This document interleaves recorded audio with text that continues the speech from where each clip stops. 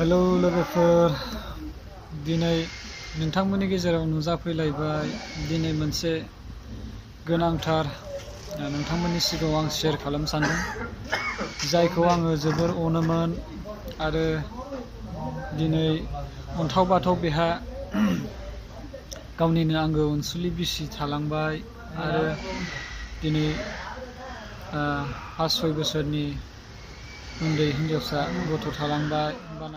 बिथाङा जाहाथे सोरगो रायजोआव मोजाङै मोजां जायगा मोनहैथों, आलो गोजोनै थाहैनो मोनथों, बिथांनि जिउआ अरायबो गोजोनै थाथों। दिनै आङो गोसोखांदों बानायसो नोंखौ। दिनै जोंनि गेजेराव गैला बानायसो। बिनि थाखाय आङो खुगानि रावाबो गैला, मा बुंनो मा मानो। दिनै दाखालि जेब्ला बानायसोनि जिउआ रुंसारि जालाङो, अब्ला आङो गावखौनो मावनाय दांनाय बावगोमालांनानै सानगोमा बावगोमा जालांबाय। दिनै फारसेथिं